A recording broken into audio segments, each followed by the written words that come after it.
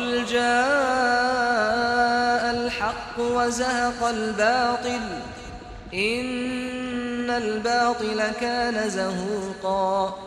و بگو حق آمد و باطل نابود شد، بیگمان باطل نابود شدنی است.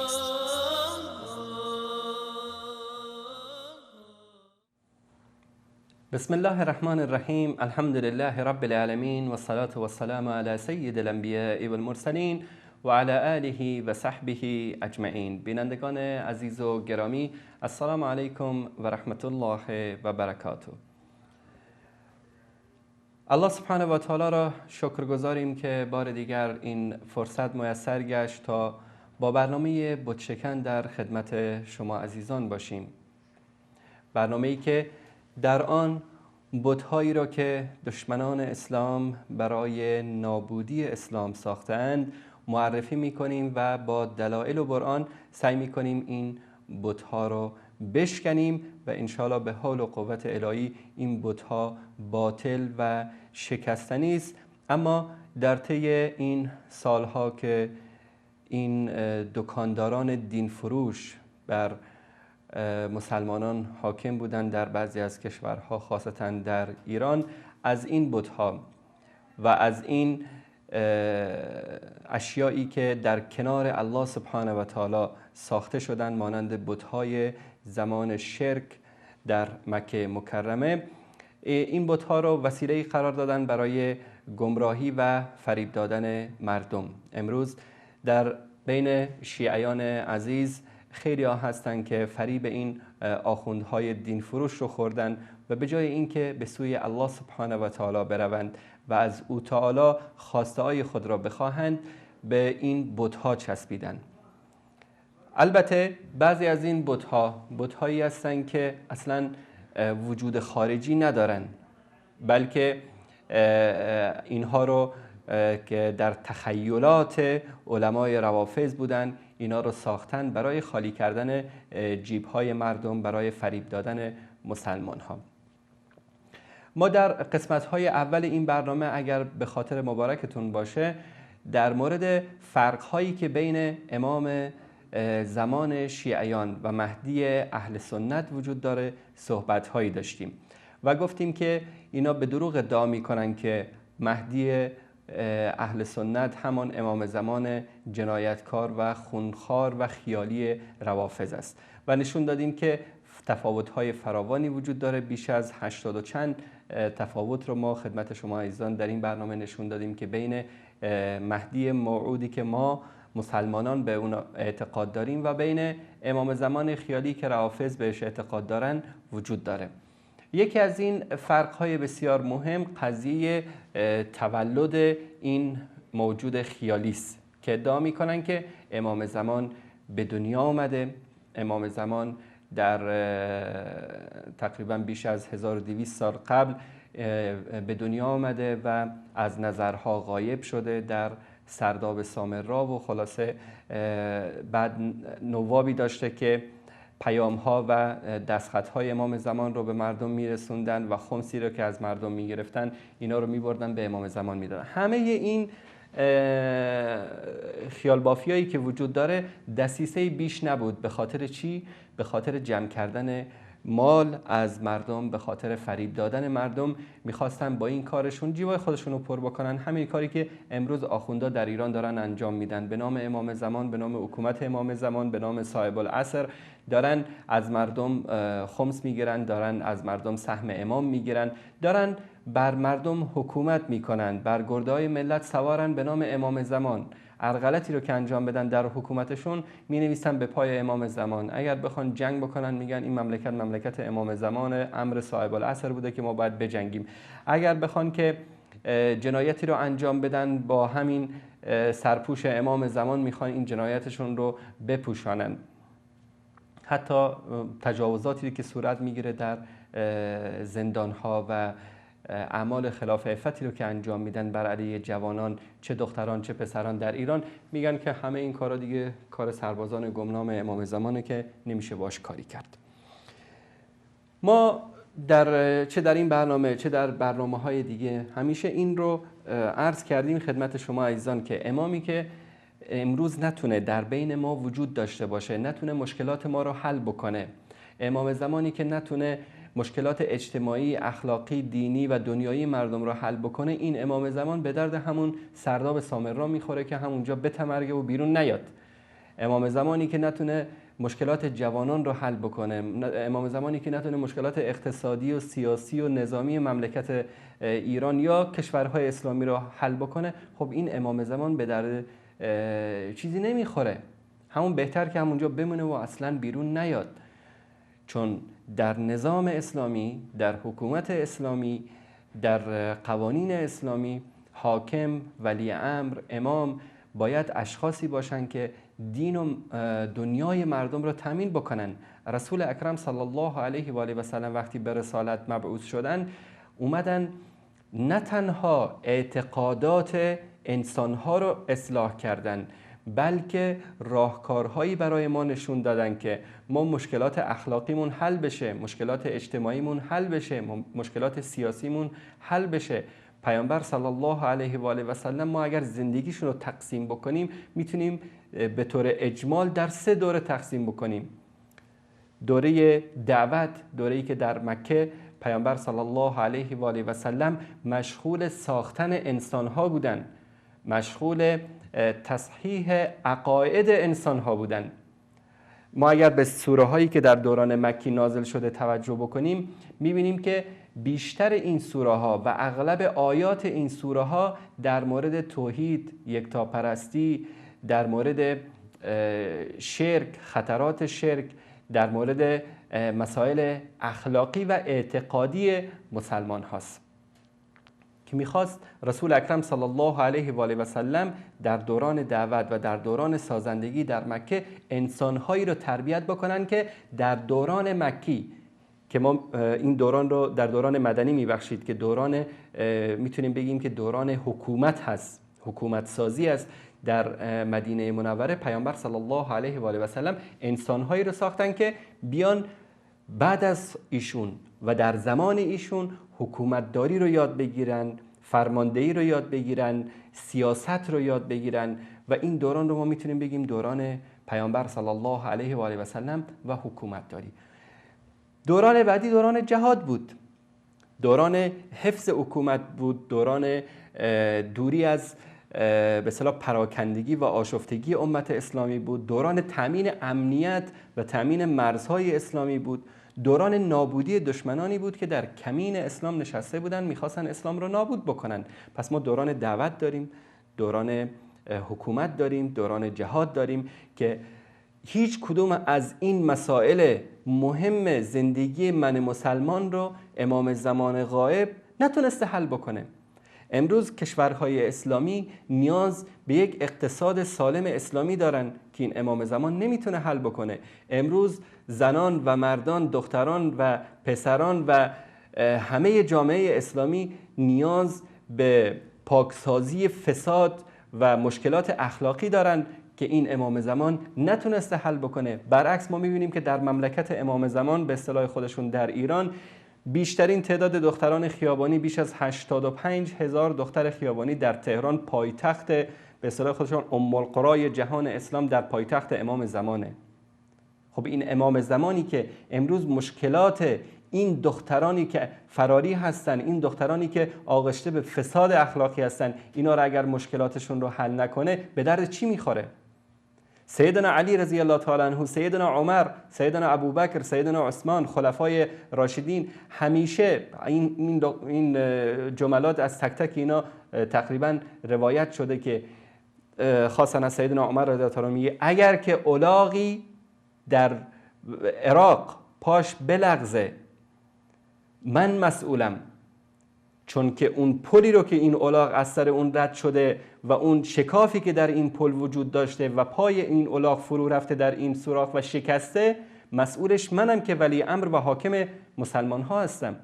آیا این احساس مرده در امام زمان که امروز بیاد مشکلات اخلاقی جوامع اسلامی رو حل بکنه؟ مشکلات حکومتی، امروز کشورهای اسلامی به 100 و چند کشور تقسیم شدن، همه با هم درگیرن، پاکستان با افغانستان، ایران با عراق، عراق با سوریه، سوریه با لبنان، در سوریه در بین خودشون مسلمانان اهل سنت و شیعیان علوی و رافضی و حزب الله تو نمیدونم، در فلسطین بیش از 80 ساله که مسلمان ها در اونجا دارن ذلت و بدبختی و خواری میکشن از دست یهود. خب این امام زمانی که نتونه امروز ملت فلسطین رو آزاد بکنه، این امام زمانی که نتونه اوضاع سوریه رو آروم بکنه، این امام زمانی که در زمان جنگ ایران و عراق نتونست مانع از کشته شدن بیش از 3 میلیون جوان ایرانی و عراقی بشه، خب این امام زمان به درد چی میخوره؟ امام زمانی که نتونه امروز این جهان را از این مشکلاتی که با اون مواجه هست نجات بده، این امام زمان اصلا به درد نمیخوره. حالا بعد از 1500 سال، 2000 سال، 1000 سال بعد از یک روز بعد بیاد این امام زمان، این همه مسلمانانی که در طول غیبت ایشون بیش از 1200 1300 سال در این مشکلات، در این بدبختی‌ها، در این گمراهی‌ها رفتن از دنیا، جواب اینو کی میخواد بده؟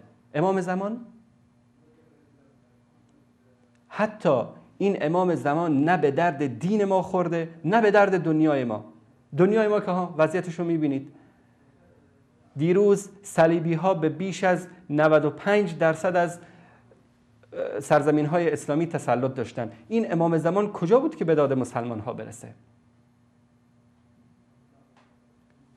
شاید بعضیا بخندن، خب بگن خب این دنیا میگید درست، اما دین در روایات خودشون هست که امام زمان، قرآنی که سیدنا علی رضی الله تعالی عنه بنابر ادعای شیعه نوشته به بیش از 17,000 آیت هست، این قرآن رو آورد دست پیش ابوبکر و عمر و عثمان، اینا قبول نکردن، این قرآن رو فرستاد تو خونه و برگشت با این قرآن خونه و اینو داد به حسن، حسن داد به حسین، حسین داد به زین العابدین، همینطوری رفت تا رسید به قائم آل محمد عین جیم. اینم این قرآن رو ورداشته و با خودش برده تو سرداب سامرا.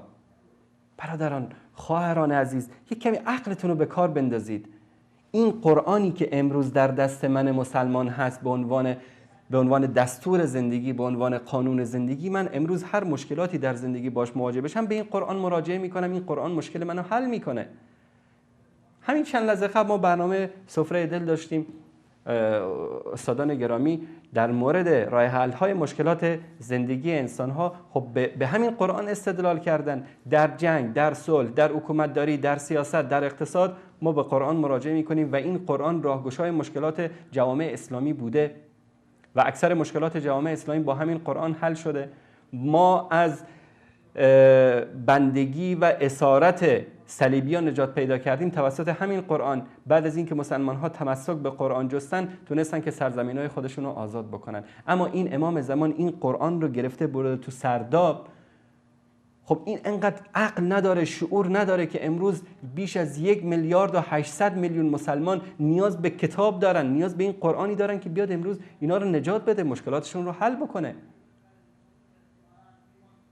اینقدر که انسان نباید خودخواه باشه که قرآن 17,000 آیاتی رو با خودش برداشته رفته تو چاپ پنهان شده، ملت رو اینطوری، امت اسلامی رو بی سرنوشت رها کرده.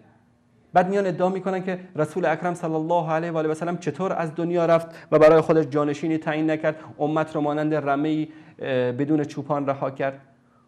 خب امام زمان شما امروز امت رو رها کرده، نه به درد دین ما میخوره، نه به درد دنیای ما میخوره. این همه اموات مسلمان ها که از دنیا رفتن و این قرآنی که به اصطلاح شما تحریف شده است، این قرآن رو خوندن، این همه مسلمان هایی که از دنیا رفتن و حقیقت دین رو درک نکردن، به قول شما اینا سرنوشتشون چی میشه در قیامت؟ آیا میترسه امام زمان بیاد؟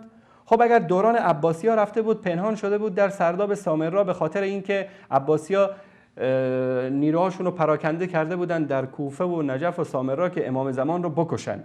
خب امروز که دولت دارید، امروز که مملکت امام زمان دارید، امروز که خامنه‌ای و احمدی نژاد و خمینی و همه اینا در پی شما هستن، به جای اینکه حاله نورتو بفرستی دور سر احمدی نژاد، خب خودت بیا مشکلات ما رو حل بکن.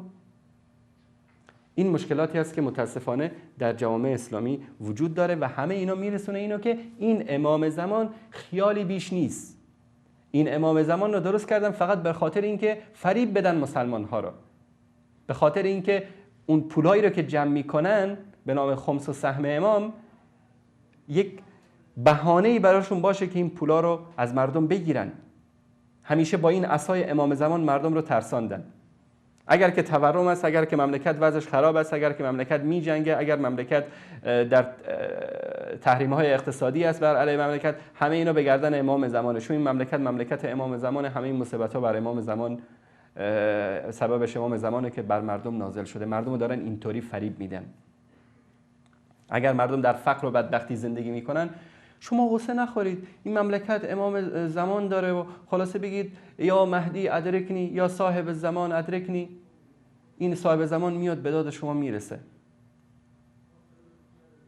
این است، به خاطر همین ما اعتقاد صحیح مسلمانان این است که این امام زمان به وجود نیومده، به دنیا نیومده. اینها همه خیال بافی‌ها و دروغ‌هایی است که علمای شیاد و دین فروش رافضی اینا درست کردن تا مردم رو فریب بدن. یک مثال نمونه که شاید بعضی از عقل‌ها تا اینطوری مثال بهشون ندید، خب درک نمی‌کنن قضیه رو. شما به عنوان یک معلم سر کلاس میرید، 20 تا 30 تا حالا 40 تا شاگرد دارید. این 30 تا شاگرد شما قبل از اینکه درس رو شروع بکنید دفتر رو برمی‌دارید، حاضر غایب می‌کنید. فلانی بله حاضر، فلانی حاضر، احمد حاضر، محمود حاضر، مهدی غایبه. چی شده مهدی نیومده؟ خب آقا امروز مریض بوده، مشکلات داشته نیومده، یا امروز از فلان رفیقش که تو کلاس باش دعوا کرده بوده ترسیده رفته تو خونه پنهان شده. این معلم آیا اونجا می‌نویسه که مهدی حاضره یا غایبه؟ هر معلم عاقل و هوشیاری می‌نویسه که غایبه. همین معادله رو بیارید برای امام زمان. امام زمان کجاست؟ غایبه. امام زمان هست؟ بله حاضره. این چه شعوریه؟ این چه منطقیه؟ غایبه حاضره. غایبه همیشه حاضر، حاضر همیشه غایب. یک کمی رو عقلتون، رو مغزتون، رو شعورتون فشار بیارید. هدف ما از این نیست خدای نکرده به شخصیت توهین بکنیم یا به مهدی واقعی و مهدی اصلی که رسول اکرم صلی الله علیه و آله و سلم که پدر و مادرم فدای او باد بشارت دادن. اون مهدی به دنیا نیومده.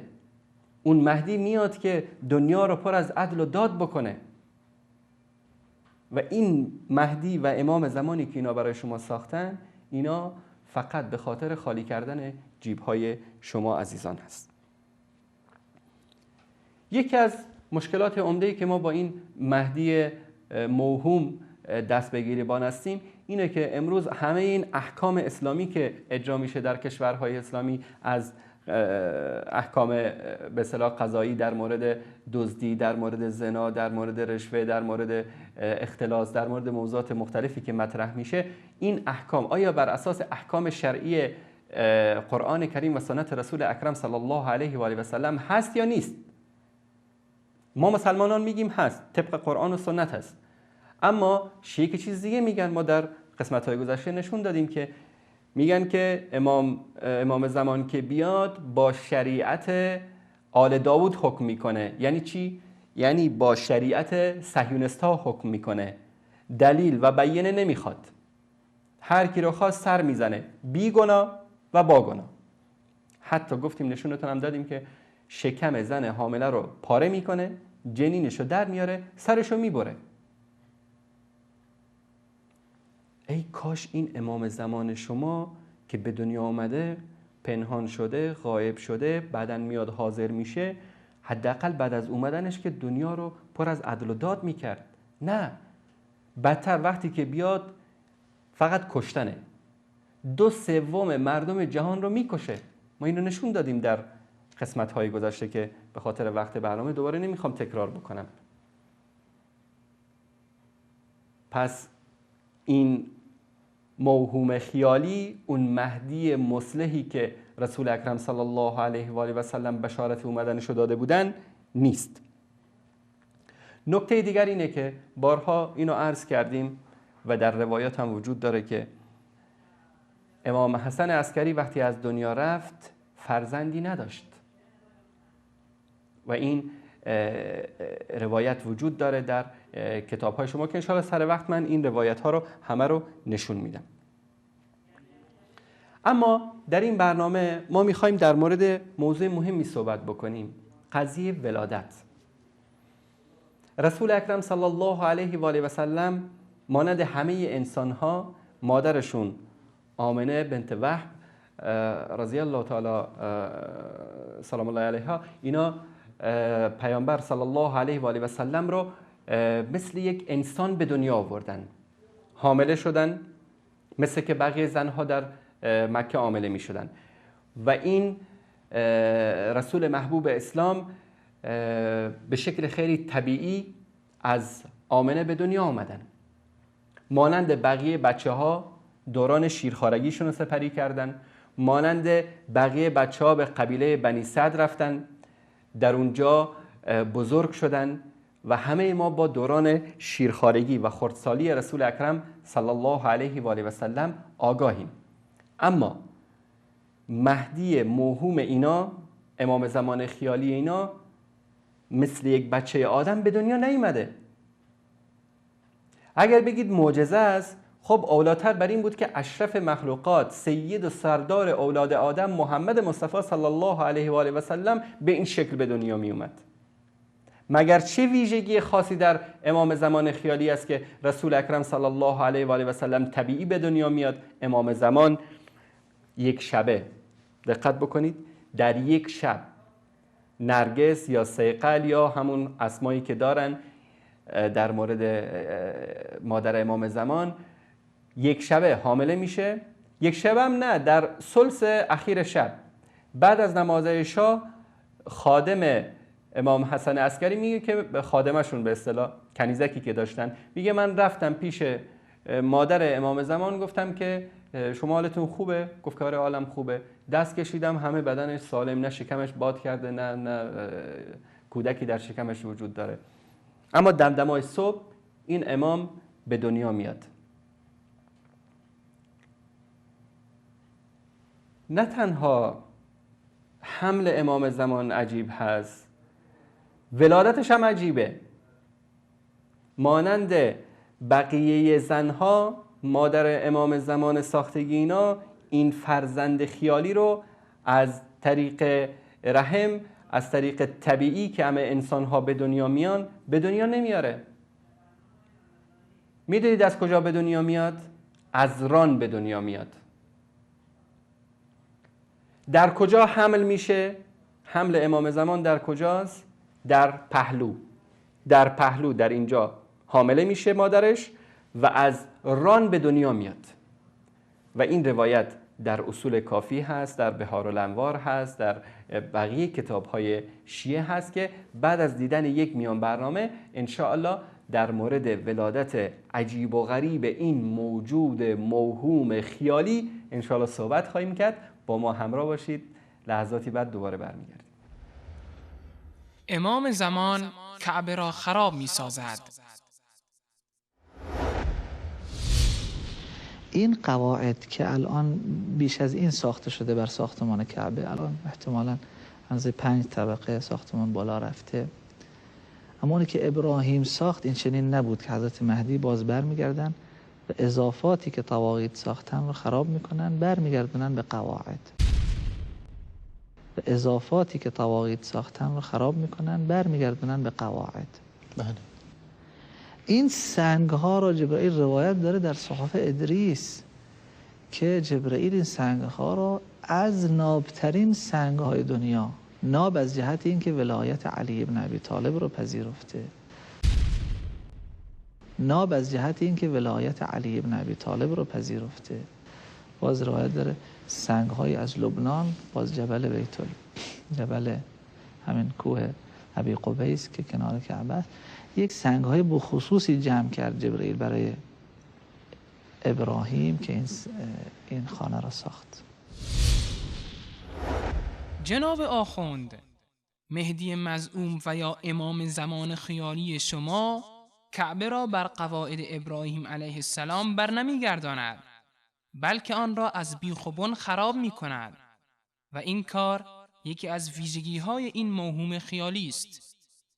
در بهارالانوار جلد 53 صفحه 11 و الزام الناصب جلد 2 صفحه 226 از مفضل ابن عمر نقل شده که او از امام جعفر صادق رحمه الله پرسش‌هایی در مورد مهدی و احوال او پرسید و از آن جمله گفت: یا سیدی فما يصنع بالبيت؟ قال: ينقضه فلا يدع منه إلا القواعد التي هي أول بيت وضع للناس ببكة في عهد آدم عليه السلام والذي رفعه إبراهيم وإسماعيل عليهم السلام منها. سرورم، او با بیت الله چه کار می کند؟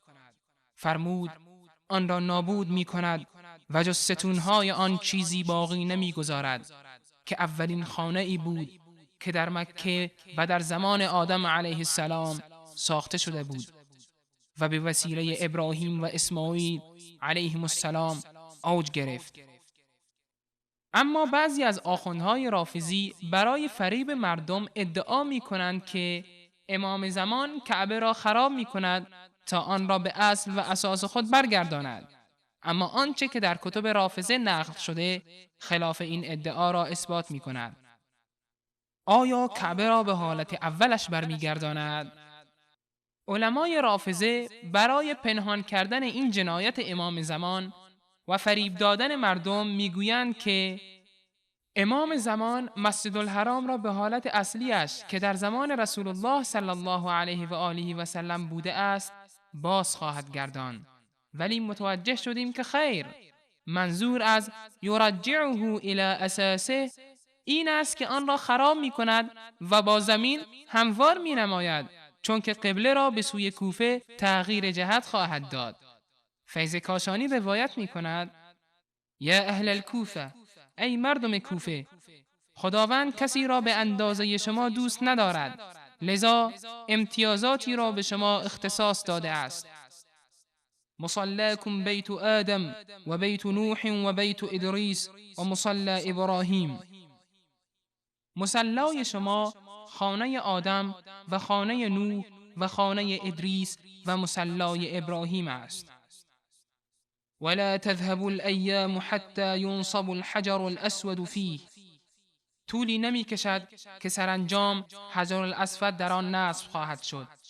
الوافی جلد 1 صفحه 215. اما بنایی که فعلا موجود است و مسلمانان به سوی آن نماز می‌خوانند همان بنایی است که قریش آن را ساخته بودند و پیامبر صلی الله علیه و سلم در حالی که 30 سال عمر داشتند در ساختن این بنا شرکت نمودند و با حکمت خیش حجر الاسود را در جای مخصوص گذاشتند. اگر این بنا بی اساس می بود، پس چرا رسول الله صلی الله علیه و آله و سلم بعد از فتح مکه آن را هدم نموده و بر اساس اولای آن برنگشتاندند و چرا امام علی رضی الله عنه این کار را نکردند؟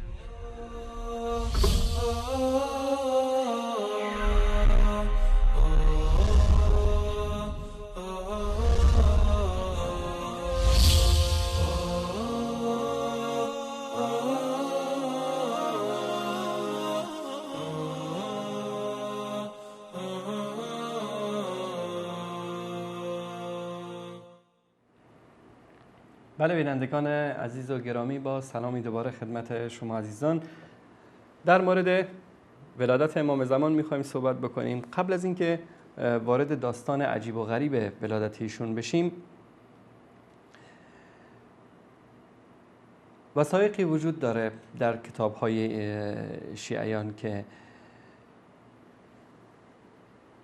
در مورد امام زمان بعد از اینکه ایشون به دنیا میاد و بنابر ادعای شیعه اینو میگیرن در خونه یک مدتی نگه میدارن و بعد از اون این امام از دید مردم غائب میشه و ما گفتیم که کسی که نتونه امروز مشکلات جوامع اسلامی رو حل بکنه نیازی به این شخص وجود نداره. در کتاب کافی کلینی جلد 1 صفحه 505 روایت جالبی وجود داره که میگه بعد از اینکه امام حسن عسکری مریض شد و ایشون نزدیک از دنیا رفتنش بود، از احمد ابن عبیدالله ابن خاقان روایت شده که ایشون قاصدی فرستاد که فلانی مریض هست و ایشون هم میگه سوار شدن و خلاصه به سوی خونه ایشون رفتن. بعد به همراه 5 نفر از کارمندان دولتی وارد خونه ایشون شدن و همه خونه رو بازرسی کردن، حتی در بین جاریه ها و همسرانی که داشته امام حسن عسکری گشتن. هیچ کدومشون حامله نبودند غیر از یکیشون که حامله به نظرشون رسید که حامله است و ایشون رو زیر مراقبت قرار دادن، اما بعداً ثابت شد که نخیر ایشون هم حامله نبوده و روایت طولانی تک تک منزلا رو، خونه رو که تو منزل ایشون بود تفتیش کردن، بازرسی کردن که این روایت در جلد 1 صفحه 505 کلینی اومده. همین روایت که در کتاب الحجه به اصطلاح هست در کافی، در کتاب مفید الارشادش صفحه 338 صفحه 339، در تبرسی در اعلام البرا صفحه 358 و 359 و در کشف الغمه جلد 2 صفحه 408 و 409 این مطلب ذکر شده. نوبختی که یکی از علمای بزرگ امامیت در قرن سوم است، کلاً گیج شده در بین این روایت ها. یک روایتی گفته که به دنیا آمده، یک روایت گفته به دنیا نیامده، یک روایت گفته امام حسن عسکری فرزند داشته، یک روایت گفته نداشته، که در صفحه 118 و 119 فرقشی نوبختی که مراجعه بکنید این قضیه کاملا مشهود است. و همچنین یکی از مشکلات بزرگ این موهوم خیالی قضیه سال تولدش است. بعضی ادعا میکنن که در سال 250 هجری قمری به دنیا آمده که منتهی الآمال از عباس قمی در نسخه فارسی صفحه 1198 این مطلب اومده و بعضیا مدعی شدن در بعضی از کتب شیعه که 8 ماه بعد از وفات امام حسن عسکری متولد شده. بعضی روایت ها میگه که سال 258 هجری قمری به دنیا آمده. بعضیا میگن که در نیمه شعبان سال 255 به دنیا آمده، یعنی تقریبا میشه گفت 5 سال بعد از وفات امام حسن. این هم یکی از عجایب و غرایب است که فرق شیعه نوبختی صفحه 126 به این مطلب اشاره کرده. این اختلاف های شدید در سال تولد این موهوم خیالی هم یکی از اموری است که ثابت میکنه که این موجود اصلا به دنیا نیامده و همین خیال بافی است. نکته دیگر، اسم خانومی که به اصطلاح این موهوم خیالی از ایشون به دنیا آمده، این اسم هم در پرده ای از ابهام وجود داره. در بعضی از روایات میگن که ایشون اسمش سیقل هست، در بعضی روایات میگن که اسمش کریمه هست، حکیمه هست، که نمیدونم نرگس خاتون هست و خلاصه اسمهای مختلفی در مورد این موجود خیالی آوردن. نکته سومی که میخوام در این مورد بگم اینه که در طول تاریخ تشیع اگر شما ملاحظه بفرمایید، نمیگم 10 ها، نمیگم 100 ها، بلکه هزاران نفر ادعای مهدویت کردند. چون قضیه از اساس دروغ بود. هر کسی می اومد میگفت که بله من همون مهدی هستم که ادعا کردن که در سرداب سامرا پنهان شده. چون یک زمینه ای رو آماده کرده بودن برای دروغگویی، هر کس می اومد ادعا می کرد که من مهدی هستم. ادعای محمد ابن حنفیه رو گفتن که مهدی است، ادعای حضرت علی رو گفتن مهدی است، ادعای گفتن که اسماعیل پسر امام جعفر صادق مهدی است. همینطور فرقای زیادی و تا امروز هم در ایران مشاهده می‌کنیم که 10 ها نفر به تهمت ادعای مهدویت در زندان‌های نظام به سر میبرند، چون این بیچاره‌های بدبخت اومدن به خاطر پر کردن شکم خودشون ادعای مهدویت بکنن، اما ملت که این حق رو ندارن. این مراجع عظام تقلید هستن که باید ادعای ارتباط با امام مهدی و حکومت امام زمانی رو بکنن تا جیبای خودشون رو پر بکنن. اگر مهدی امروز ظهور بکنه، من در تعجبم که این همه آخوند مفتخور در قم و نجف و مشهد و اصفهان و تهران و بقیه انحای عالم، این همه آخوند مفتخور از کجا نان میخورن؟ این لباسشون به اسم امام زمانه، این غذایی که میخورن به اسم امام زمانه، این شهوترانیایی که میکنن به اسم امام زمانه، این کارخونه ها و دم و دستگاه و ماشین ها و خونهایی که دارن به اسم امام زمانه. اگر امام زمان ظهور بکنه خب همه اینا آجر میشه، مجبورن که هر کسی رو که امروز ادعای مهدویت میکنه میندازنش زندان. اگر که خواستید در مورد مهدی هایی که ظهور کردن به فرق شیعه نوبختی مراجعه بکنید. یعنی اکثر فرقای شیعه در بینشون کسانی بودن که ادعای مهدویت کرده بودن. خب خود این اختلافات، خود این مشکلاتی که به وجود اومده یکی از دلایل مهمی است که ما میگیم این موجود خیالی اصلاً به دنیا نیومده. من در این قسمت میخوام داستان به دنیا اومدن امام زمان و همچنین قبل از این داستان ازدواج امام حسن عسکری با مادر امام زمان رو خدمت شما عزیزان بیان بکنم. این مطلب در کتاب کافی، دوستان عزیز اگر که تصویرش رو نشون بدن، این کتاب اصول کافی است مال محمد ابن یعقوب کلینی و اینم شناسنامه این کتاب که در بیروت لبنان چاپ شده سال 2008 میلادی. کتاب اصول کافی است، جلد 1 و 2. در صفحه 313 این کتاب دوستان عزیز که به اصول کافی دسترسی دارن میتونن که در خونه هاشون یا در کتابخانه برن مراجعه بکنن. صفحه دوستان عزیز نشون بدن این رو، این صفحه 313 اصول کافی است، کتاب حجه. در انتهای این صفحه باب 183 باب مولد صاحب علیه السلام که این باب طولانی است، روایت های فراوانی در این باب وجود داره که کلاً در مورد ولادت ایشون، ازدواج پدر و مادرش و خلاصه مسائل مهم که ما حرفای زیادی در موردش داریم مطلب آوردن.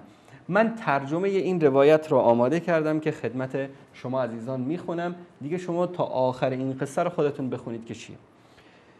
میگه از بشر بن سلیمان نخاس که فرزند ابو ایوب انصاری و یکی از موالی ابوالحسن و ابو محمد بود و در سامرا همسایه آنها بود روایت شده که گفت مولایم ابوالحسن هادی دانش بردهداری را به من آموخت. به به، امام حسن عسکری چیکار میکرده؟ بردهداری رو به مردم آموزش میداده. جدش اومد بردهداری رو از بین ببره، امام حسن میومده بردهداری رو یاد میداده. و من جز با اجازه او خرید و فروش نمی کردم و به خاطر موارد اشتباه از آن اجتناب می کردم تا در این مورد شناخت کامل پیدا کردم و به خوبی تفاوت حلال و حرام را درک کردم. شبی کافور خادم نزد من آمد، این کافور خادم امام حسن عسکریه، و گفت مولایم ابو حسن علی ابن محمد عسکری تو را فرا خوانده است، نزدش بیا. و به من گفت که ای بشر، تو از فرزندان انصار هستی و این موالات در بین شما نسل به نسل منتقل می شود و شما معتمدان ما اهل بیت هستید و من تو را با فضیلتی شرفیاب می کنم که از موالات شیعه برتر است و آن رازی است که تو را از آن باخبر می کنم و تو را در خرید امتی نجات می دهد. پس نامه لطیف با خط و زبان رومی نوشت و آن را مهر کرد و 220 دینار به من داد. ماشاءالله تبارک الله. امام حسن عسکری رومی هم بلد بوده، خط رومی هم می نوشته. گفت این را بگیر و به بغداد برو.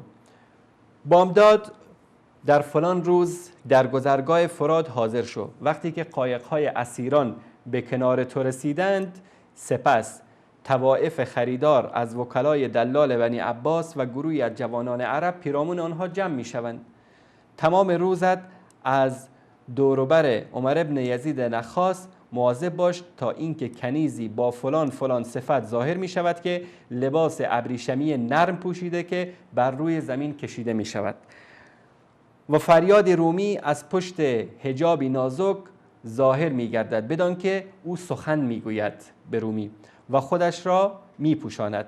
بعضی از خریداران می‌گویند به 300 دینار می‌خرم، عفت و پاکدامنی و رغبت مرا به او بیشتر کرد. به عربی به او می‌گوید که اگر به شکل سلیمان ابن داوود و ملک و پادشاهی او در بیایی، رغبتی به تو ندارم، پس مالت را نزد خود نگه دار. نخاس گفت این حیله برای چیست، در حالی که من مجبورم تو را بفروشم؟ کنیز گفت چرا عجله؟ من باید کسی را برگزینم که قلبم به او و وفاداری و امانتداری او آرام بگیرد. در آن حال به او بگو من یک نامه‌ای به زبان رومی از جانب بزرگان روم امرا دارم که کرامت و وفاداری و شرافت و سخاوتش را وصف کرده است.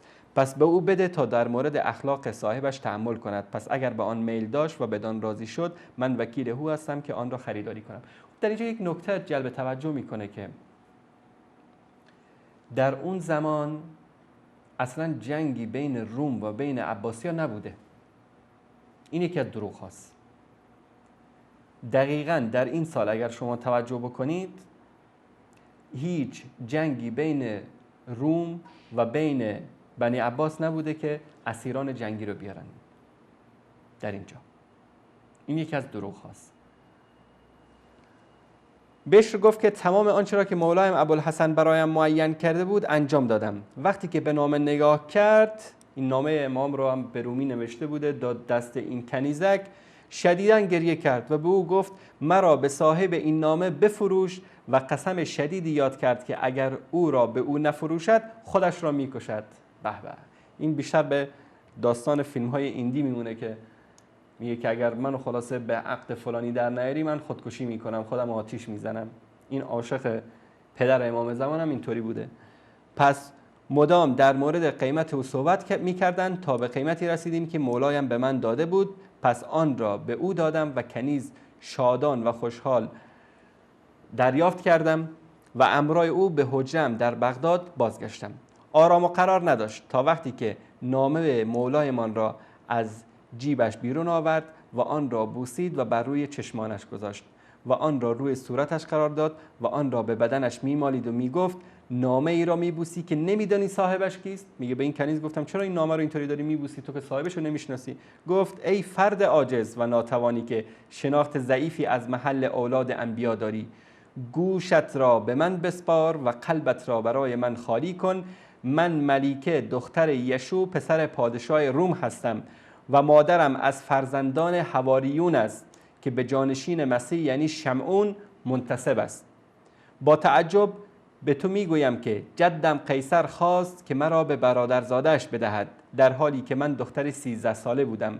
سپس 300 نفر از نسل حواریون از کشیشان و راهبان را در قصرش جمع کرد و 700 نفر از افراد مهم و خطرناک و 4000 نفر از فرماندهان لشکر و رئیس عشایر را جمع کرد و از زیباترین چیزهای تختی از جواهر درست کرد. یک تختی بزرگی از جواهر درست کرد و به اندازه 40 پلکان آن را بلند کرد. وقتی که برادرزادش بالا رفت و صلیب‌ها افراشته شدند و اسقفان ایستادند، افسار انجیل باز شده بود، صلیب از بالا سقوط کرد و به زمین چسبید و پایه‌های تخت را از هم جدا کرد و کسی که بالای تخت بود افتاد و بیهوش شد. بیشتر به داستان‌های هالیوودی میمونه. رنگ اسقف‌ها تغییر کرد و ترس شدیدی وجودشان را فرا گرفت. بزرگ آنها به پدرم گفت ای پادشاه بزرگ، ما را به خاطر این اتفاق نحس ببخش، اتفاقی که بر زوال این ملک دلالت می کند.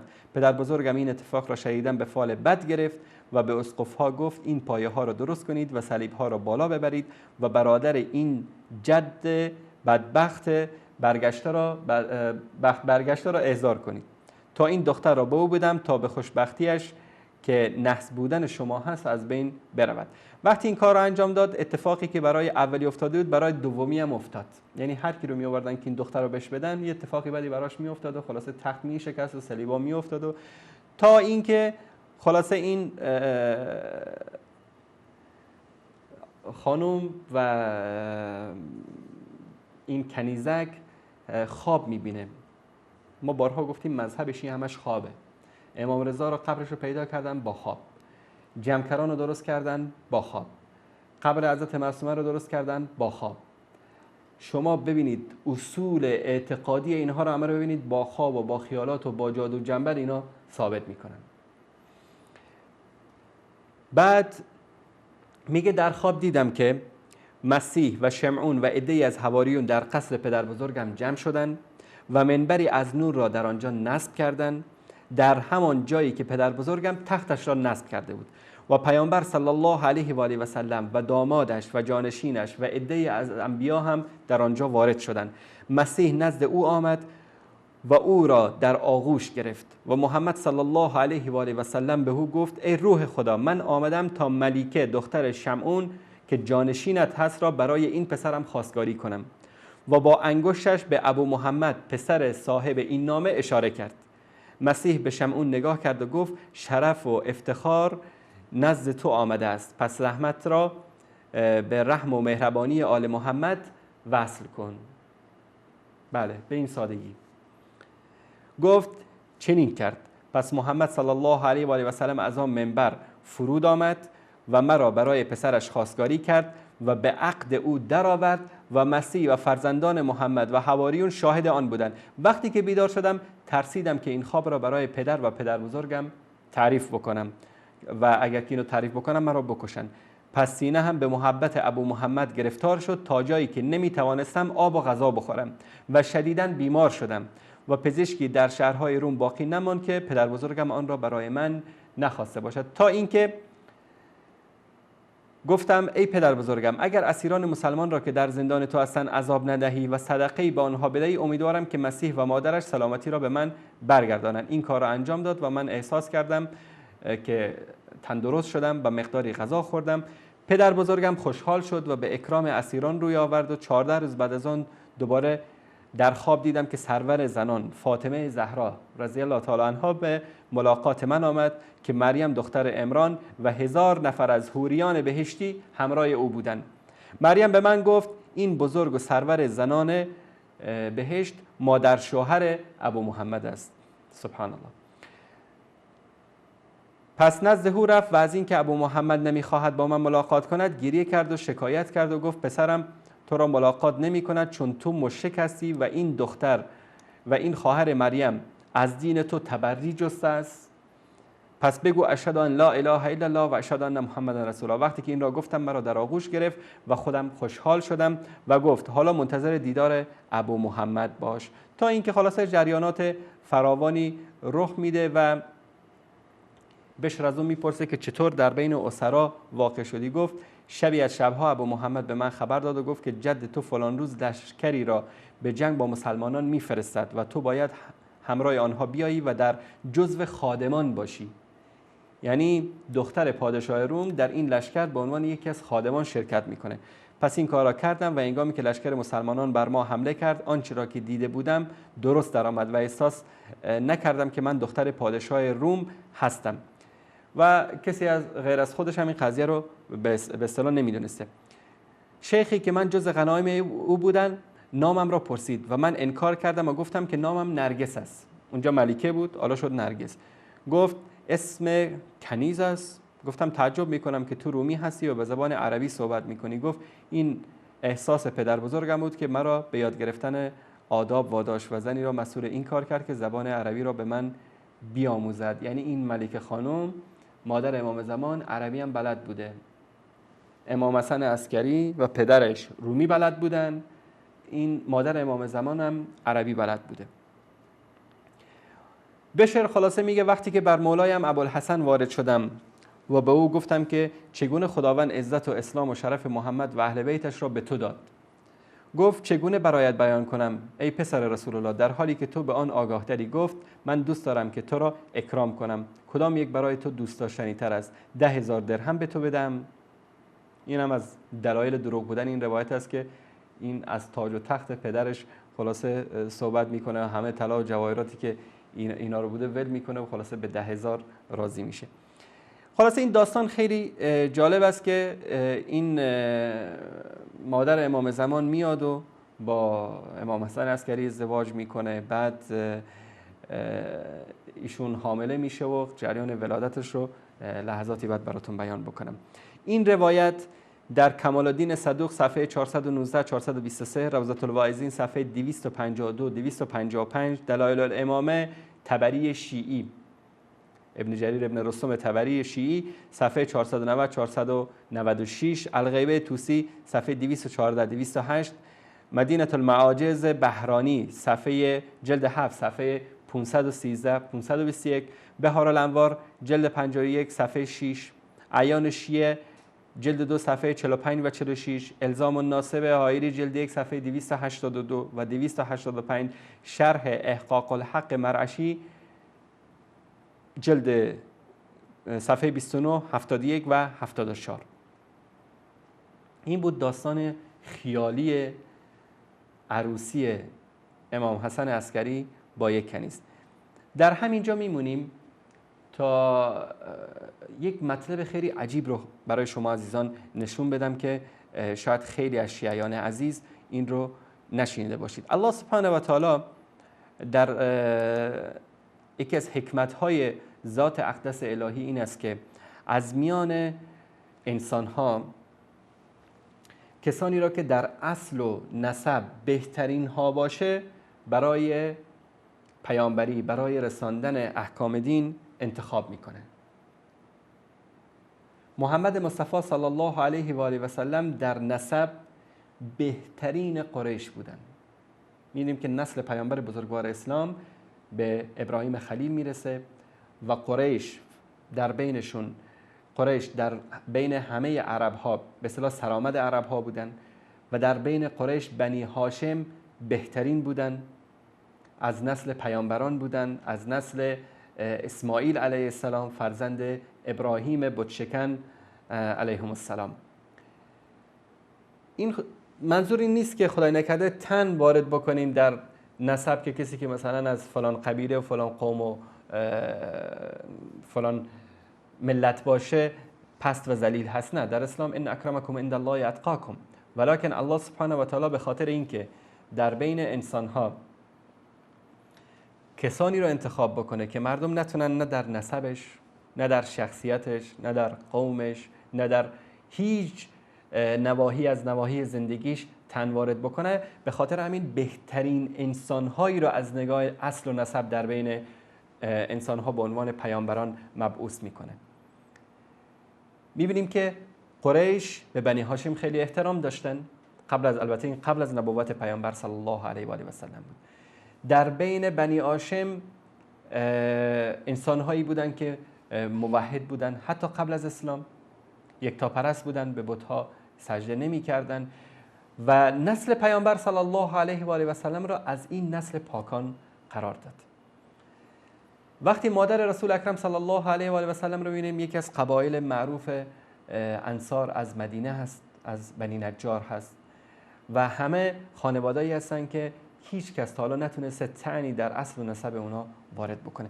چیز عجیبی که میخوام در لحظات پایانی برنامه خدمت شما عزیزان نشون بدم اینه که ما در بین شیعه تنها گروه و مذهبی هستن که یکی از عجایب در بین امامان اینا وجود داره. البته این تن در شخصیت اهل بیت رسول اکرم صلی الله علیه و آله و سلم و ائمه علیهم السلام نیست. ما این دروغ‌هایی رو که شیعه درست کردن و نسبت میدن میخوایم اونا رو خدمت شما عزیزان نشون بدیم. این تصویر موسوعة الکبری عن فاطمه الزهرا هست که در تالیف اسماعیل انصاری زنجانی خویی. این صفحه کتاب و اینم صفحه داخلیش. اینجا در صفحه 181 در مورد مادران ائمه شیعه صحبت کرده. ابوالقاسم محمد ابن عبدالله المصطفى آمنه مادرشون بوده. ابوالحسن علی ابن ابی طالب مرتضی مادرش فاطمه بنت اسد ابن هاشم ابن عبدمناف بوده. ابو محمد حسن ابن علی که در مورد ایشون ننوشته. ابو عبدالله حسین ابن علی تقی که مادرشون فاطمه بنت محمد است.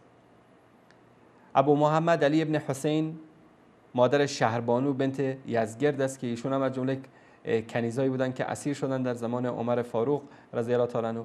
ابو جعفر محمد ابن علی باقر مادرش عبدالله بنت حسن ابن علی ابن ابی طالب است.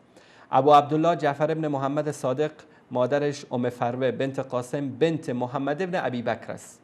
به خاطر همین امام جعفر صادق همیشه افتخار میکردن، میفرمودن که ولدنی ابوبکر مرتین، ابوبکر مرا 2 بار به دنیا آورده، که این اشاره به همین قضیه است.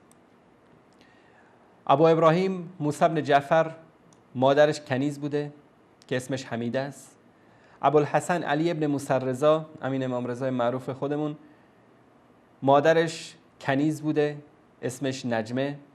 ابو جعفر محمد ابن علی زکی، مادرش کنیز بوده اسمش خیزران. ابوالحسن علی ابن محمد امین، مادرش کنیز بوده اسمش سوسن. ابو محمد اسلام ابن علی که مادرش کنیز بوده که سمانه بهش میگفتن. و ابوالقاسم محمد ابن حسن که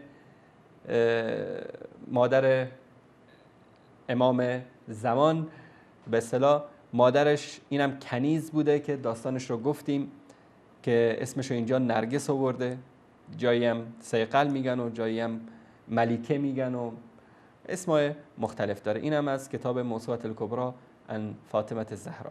من نصیحت میکنم به شیعیانی که به دنبال عصر و نسب صحابه میگردن و به ازار یک دروغ و جعلکاری و فریب میخوان توهین بکنن به اصحاب رسول اکرم صلی الله علیه و آله و سلم، یک سری هم به این کتابای خودشون بزنن که چه توهین هایی رو به مادران اهل بیت رسول اکرم صلی الله علیه و آله و سلم ذکر کردن. خب دوستان عزیز، ما به دقایق پایانی برنامه رسیدیم. دوست داشتیم که قضیه ولادت امام زمان رو مفصل خدمت شما بیان بکنیم و از مصادر شیعه نشونتون بدیم، اما وقت یاری نکرد. در هفته آینده انشالله به اذن الله تعالی ما در مورد ولادت امام زمان و این ولادت عجیب و غریب ایشون صحبت خواهیم کرد و نشون خواهیم داد که همونطوری که امروز اعتقاد به امام زمان خیالی یک اعتقاد باطل و واهی و دور از عقل و شعور انسانی هست، همونطور ولادت ایشون که در کتاب‌های شیعه ذکر شده یک ولادت عجیب و غریب که نه برای جنی به وقوع پیوسته نه برای انسی. تا فرصت دیگر که باز هم با بت شکن در خدمت شما عزیزان خواهیم بود. الله یار و نگهدارتان باد. سلام الله علیکم و رحمته و برکاته.